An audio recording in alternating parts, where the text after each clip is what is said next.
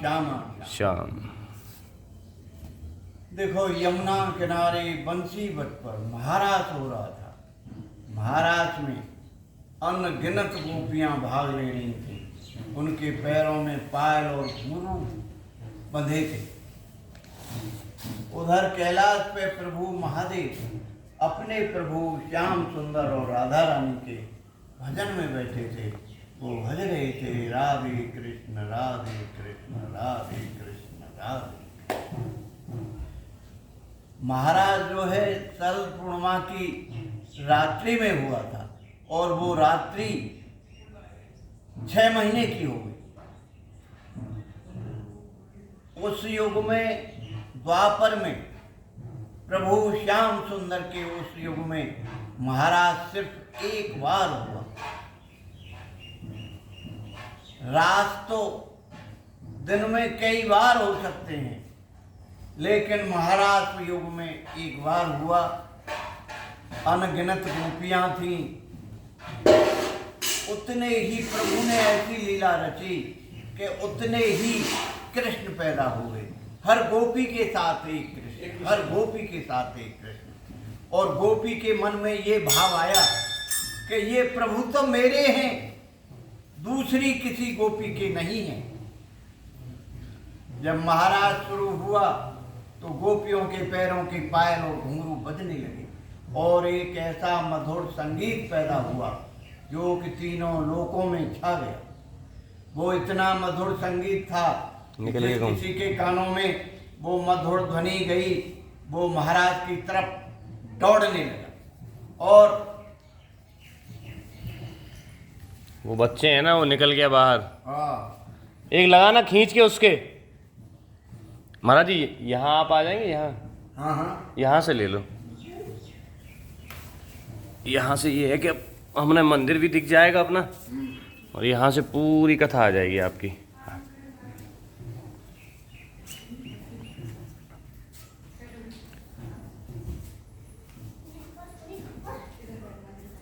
देखिए आप कथा नहीं सुन रही हो, भाग गए हैं। कितनी सुंदर कथा है।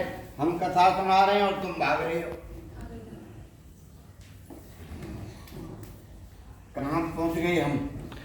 वहाँ हर गोपी के साथ वो कृष्ण थे। वो कह रही थी राधा कि ये हमारे ही हैं। हाँ, हर गोपी के मन में ये भाव आया कि प्रभु तो हमारे मेरे ही हैं, किसी दूसरी के नहीं है।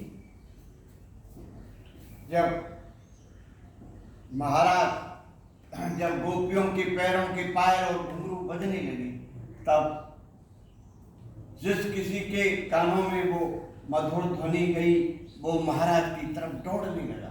चाहे वो देवता हो, मनुष्य हो, किन्नर हो, पशु हो, पक्षी हो,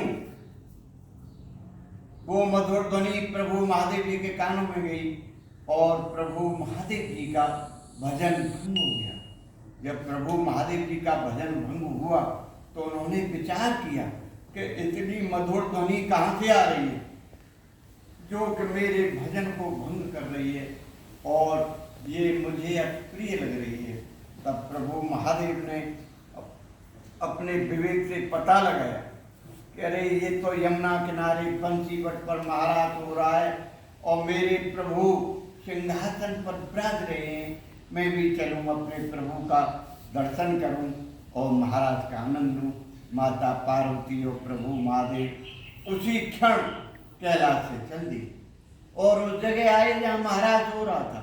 वहाँ महाराज के चारों तरफ तो गोपियाँ पहरा दे रही थी, लंका और विशाखा।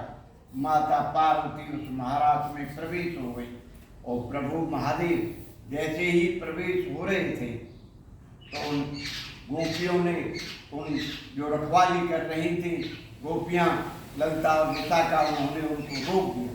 कहा देखो प्रभु, आप तो पुरुष हैं, आप इस महाराज में प्रवेश नहीं कर सकते, क्योंकि इस महाराज में सभी गोपियाँ गोपी रूप में जनानी हैं। पुरुष तो अकेले प्रभु श्याम सुंदर हैं, दूसरा पुरुष इसमें प्रवेश नहीं कर सकता। गोपियों की इस तरह की बात को सुनकर प्रभु महादेव बहुत निराश हुए और निराश होकर के बोले, अरे गोपियों, मैं तो कैलाश से आया हूँ अपने प्रभु का दर्शन पाने के लिए और महाराज का आनंद लेने के लिए। आप लोग मुझे कोई उपाय बताइए जिससे मैं भी प्रभु का दर्शन कर सकूं और महाराज का आनंद ले सकूं। गोपियां बोली, देखो प्रभु पास में यमुना जी बह रही हैं, आप वहां जाइए और यमुना जी में स्नान करिए और यमुना जी से निवेदन करिए, प्रार्थना करिए कि हे यमुने मेरा गोपी रूप हो जाए। प्रभु महादेव ने यमुना जी में 3 डुबकियां लगाई और वो गोपी बन गए। जैसे ही गोपी बने, यमुना जी ने प्रकट होकर अपना सारा श्रृंगार दे दिया। अब प्रभु महादेव सज धज कर और गोपी बनकर जैसे ही उन्होंने महाराज में प्रवेश किया, प्रभु श्याम सुंदर सिंहासन से खड़े होकर बोले, आइए गोपेश्वरी, और बड़े आदर और सम्मान के साथ अपने बराबर सिंहासन पर बैठा लिया। ध्यान दो, उसी समय से प्रभु महादेव जी को गोपेश्वर महादेव के नाम से पुकारा जाने लगा। जैसे ही प्रभु श्याम सुंदर ने गोपी बने हुए महादेव जी को अपने बराबर सिंहासन पर बिठाया, प्रभु राधा रानी इस बात से नाराज हो गई और गोपियों से बोली, अरे गोपियों, देखो प्रभु ने क्या लीला रची है। आज एक नई गोपी आई है, काली कलूटी, उसको प्रभु ने जहाँ हम बैठते थे उस जगह पर बिठा दिया और उससे कहा है गोपेश्वरी, हम सब गोपियों की ईश्वर बना दिया।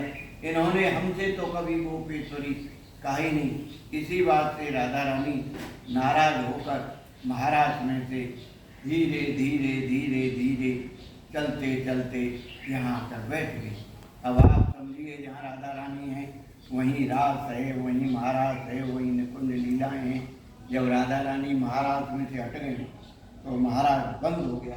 प्रभु श्याम सुंदर ने देखा, अरे कि यहाँ तो महाराज भी बंद हो गया, यहाँ तो हमारी राधा रानी भी नहीं है। तब प्रभु ने पुकारना शुरू किया, हे राधे आप कहाँ हो, हे किशोरी जी आप कहाँ हो। प्रभु चारों दिशाओं में राधा रानी को खोज रहे हैं और पुकार रहे हैं। देखिए, जिस रास्ते से राधा रानी यहाँ आई थी, उस रास्ते में ब्रज की रज में किशोरी जी के बहुत छोटे छोटे पैरों के चिन्ह बने थे। प्रभु की नज़र गई उन चिन्हों पर तो प्रभु ने पहचान लिया कि ये तो हमारी किशोरी जी के पैरों के चिन्ह हैं। उनसे प्रभु ने रज लेकर अपने मस्तक से लगाई और उन चिन्हों को प्रभु खोजते खोजते यहाँ राधा रानी के पास आए। यहाँ आकर प्रभु श्याम सुंदर ने राधा रानी को खूब मनाया, लेकिन मनने से जब मन नहीं, राधा रानी नहीं मनने में आई तो प्रभु इनके पैरों में पड़ गए और पैरों में पड़कर बोले, देखो किशोरी जी आप गुस्सा हो गई, आप नाराज हो गई। वो कोई मामूली गोपी नहीं थी। अरे कैलाश से प्रभु महादेव आए थे गोपी बनकर महाराज देखने के लिए। देखो राधे, कोई अतिथि कोई मेहमान आपके दरवाजे पर आएगा तो क्या आप उसका आदर सत्कार नहीं करोगी? अब आप अपनी गुस्सा छोड़ो और हमारे साथ चलो। राधा रानी बोली, देखो प्रभु मैं महाराष्ट्र से पैदल चल करके आई हूँ, मेरे पैरों में छाले पड़े हैं प्रभु मैं बहुत ज़्यादा थकी हुई हूँ प्रभु, अब मुझसे नहीं चला जाता। तब प्रभु श्याम सुंदर बोले, अच्छा राधे आपके पैरों में छाले हैं, आप बहुत ज़्यादा थकी हुई हो, आप नहीं चल सकती हो, तो आप हमारे कंधे पर बैठ जाओ। जैसे ही राधा रानी प्रभु श्याम सुंदर के कंधे पर बैठने को होती हैं, प्रभु अंतर्ध्यान हो जाते हैं। जैसे ही प्रभु अंतर्ध्यान होते हैं, राधा रानी प्रभु की याद कर करके खूब रोती हैं, मेरे श्याम कहाँ गए, मेरे कन्हैया कहाँ गए। और राधा रानी के याद करने से, उनके रोने से, उनके अश्रुधारा से, ये जो आप सरोवर देख रहे हो, ये राधा रानी के अश्रुधारा से भरा हुआ सरोवर है। इसी से इसको मान सरोवर कहा गया है। और इस पूरे स्थान को राधा रानी मान सरोवर धाम सिद्धपीठ कहा गया है। यहाँ प्रभु अपनी बंसी और मुकुट छोड़कर द्वारका चले गए। द्वारका में जब कभी भी आपको सौभाग्य मिले वहाँ दर्शन करने का, तो वहाँ आपको बंसी और मुकुट का दर्शन नहीं होगा। बंसी और मुकुट का दर्शन जो राधा रानी का मंदिर है उसी में बंसी और मुकुट का दर्शन होगा। ये बड़ी पवित्र भूमि है, तपस्या की भूमि है, प्रेम की भूमि है, भक्ति की भूमि है। जब कभी भी आपको यहाँ आने का सौभाग्य मिले तो इस सरोवर में स्नान कर सको तो 5 छींटे अपने ऊपर जरूर डालिए। इस मान सरोवर में स्नान करने से, राधा रानी का दर्शन करने से मनोकामनाएं पूरी होती हैं और कलयुग के कष्टों पापों से भी छुटकारा मिलता है। बोलिए जय जय श्री राधे, श्री राधे, जय जय श्री राधे। श्याम श्यामा श्याम। श्याम श्याम श्याम।